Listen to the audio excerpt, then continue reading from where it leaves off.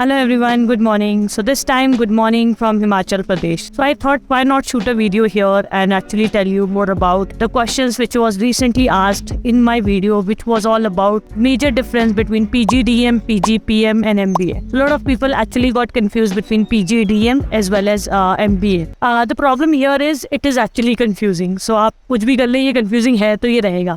Most important thing is why? Because the regulatory body. In India, there is no one single regulatory body which actually heads all the institutions, which is usually the case in all across countries. In India, we are the only body, only country which has got two regulatory bodies. So one is AICTE and the second is UGC. इसके बारे में बहुत ज़्यादा नाम पे मत जाइए कि AICTE टेक्निकल एजुकेशन के लिए होता है. ऐसा होता है, बट अगर ऐसा होता तो वो 20 स्कूल्स, बिजनेस स्कूल्स या MBA स्कूल जो कि हम बोलते हैं बिजनेस के लिए, उनको अप्रूव नहीं करते. सो बेसिकली इंडिया में दो बॉडी होती है, AICTE और UGC. तो अगर कल को मैंने एक इंस्टीट्यूट स्टार्ट किया विच इज ज्योति इंस्टीट्यूट, और मैं चाहती हूँ कि मैं इसको अप्रूवल लूँ, एक्रेडिटेशन लूँ, पर UGC के बहुत ज़्यादा टफ नॉर्म्स हैं क्योंकि बहुत पुरानी बॉडी है, बहुत बड़ी बॉडी है. वो कहती है इतने एकड़ का कैंपस होना चाहिए, वो कहती है इतने फैकल्टीज होने चाहिए जो कि PhDs हो, वो कहती है एटलीस्ट 5 अलग अलग स्ट्रीम आपको चलाना पड़ेगा, maybe engineering, maybe BSc, then BCom and all that. So अगर मैं उतना नहीं करना चाहती और इतनी ज़्यादा ऑटोनॉमी भी अपनी नहीं खोना चाहती, which is basically a freedom, तो मैं AICTE के पास जाऊँगी और अपना अप्रूवल ले लूँगी और वो मुझे अवॉर्ड करेगा, वो मुझे लीगल बनाएगा to actually give out degrees which are PGDM. So अगर मैं AICTE के अंदर की कॉलेज हूँ तो मैं AICTE के थ्रू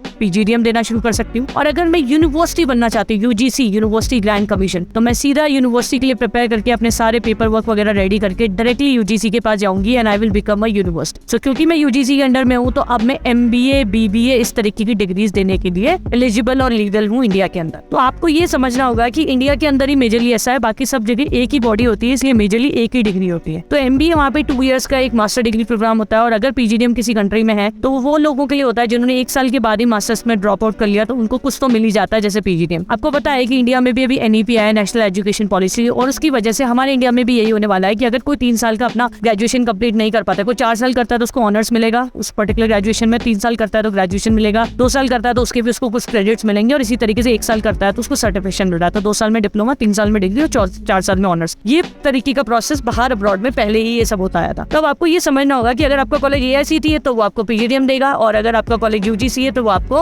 PGDM देगा. PGPM मतलब कोई किसी भी चीज से एक्रेडिटेशन नहीं है, जो मैं नॉर्मली रिकमेंड नहीं करती हूँ. अब आते हैं, वो बोलेंगे PGDM लेने में क्या नुकसान है, मैं PGDM ले तो सकता हूँ. इसमें आपको बहुत ध्यान रखना होगा कि अगर आप कभी अब्रॉड में प्लान करेंगे तो आपको ये प्रूव करना होगा कि बस इंडिया में क्योंकि 2 रेगुलेटरी बॉडी है, इसकी वजह से हमारा PGDM is equal to MBA only. और वो आप कैसे प्रूव करोगे? AIU, association of Indian university, जो कि डिग्री इक्विवेलेंस का काम करती है, वो आपकी सिर्फ रेगुलर प्रोग्राम्स को ही एक्रेडिट करती है. तो अगर आपका कॉलेज PGDM देने के बाद भी AIU इक्विवेलेंस है तो कोई प्रॉब्लम ही नहीं है. आप सिंपली वहाँ पे एक ईमेल लिखेंगे, आपको डिग्री इक्विवेलेंस का सर्टिफिकेट मिल जाएगा, और आप पूरा प्रूव कर पाएंगे कि मेरा PGDM 2 साल का है और मेरा PGDM MBA है. So I'm good to go to apply for a job like this. Otherwise PGDM मिलने के बाद लोगों को Amazon वगैरह बहुत बड़ी कंपनीज में, जो MNCs वगैरह है, वहाँ अप्लाई करने में प्रॉब्लम आती है. So hope ये आपको और ज्यादा क्लैरिटी दे पाया होगा कि AICTE में क्या डिफरेंस है, UGC में क्या फर्क है, MBA क्यों वो दे रहे हैं और PGDM वो दे रहे हैं, और AIU का कितना बड़ा रोल है. So do check out the latest videos जिसमें मैंने स्टूडेंट्स की सबसे इंपॉर्टेंट स्किल्स के बारे में बात की, विच इज नेगोशिएशन स्किल्स. और क्योंकि ये एक इतना बड़ा टॉपिक है तो मैंने उसको 3 पार्ट में डिवाइड किया है: pre negotiation, during negotiation and post negotiation. Hope you like it that too. Thank you, have a good day.